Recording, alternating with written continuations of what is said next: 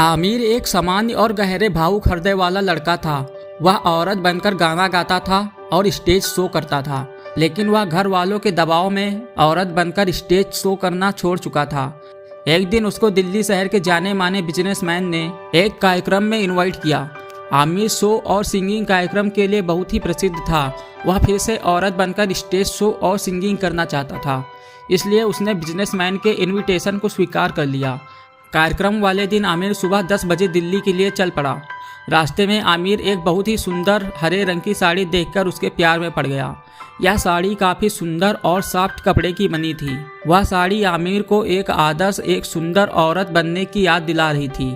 आमिर उस साड़ी को देखकर समझ नहीं पा रहा था कि वह उसे खरीदे या नहीं। फिर आमिर से नहीं रहा गया और अपनी सभी हिचकियां दबा दी और उस साड़ी को खरीद लिया। यह आमिर के लिए एक बड़ी परीक्षा थी, क्योंकि वह काफ़ी समय बाद औरत बनकर स्टेज शो करने जा रहा था।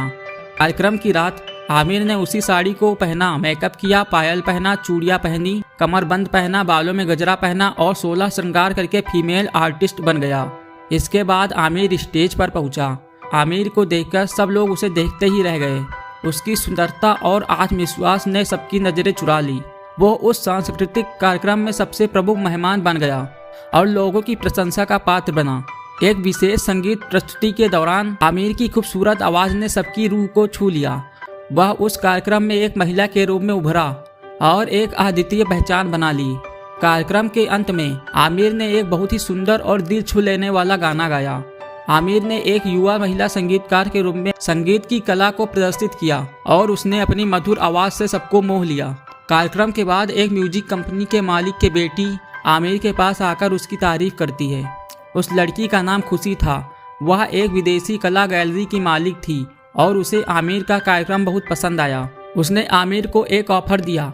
उसने आमिर को कला गैलरी में एक विशेष प्रदर्शन करने के लिए आमंत्रित किया। आमिर ने धन्यवाद कहते हुए उस आकर्षक प्रस्ताव को स्वीकार किया। यह आमिर के लिए बहुत ही खुशी की बात थी। आमिर ने जब अपने परिवार को यह खबर सुनाई तो सभी बहुत खुश हुए और उसे प्रोत्साहित किया। उस दिन के बाद आमिर की ज़िंदगी में नया रंग आ गया। उसकी कला और औरत की पहचान ने उसे नई ऊंचाइयों तक पहुंचाना शुरू किया और उसे एक नई पहचान दी और आमिर ने अपने वास्तविक खुशियों को प्राप्त किया। वह अपनी कला के माध्यम से बहुत प्रशंसा प्राप्त करने लगा और उसकी गाने की कला और नारित्व ने उसे नई पहचान दिलाई। इसके परिणाम स्वरूप वह सफलता की नई ऊंचाइयों को छूने लगा और उसकी कला दुनिया भर में मशहूर हो गई। इसी दौरान आमिर और खुशी एक दूसरे से प्यार करने लगे और आमिर को एक खुशनुमा औरत के रूप में खुशी ने उससे शादी कर ली। खुशी आमिर के सपनों, साहित्यिक कला और कला के प्रति गहरे प्रेम को देखकर वह आमिर का पूरा समर्थन करती है। दोनों एक दूसरे के संगीत और कला की खोज में साथ रहते और एक दूसरे को प्रेरित करते रहते थे। इन गहरे भावों के साथ उनके बीच प्यार और बढ़ता गया और दोनों खुशी खुशी एक दूसरे के साथ अपना जीवन जीने लगे।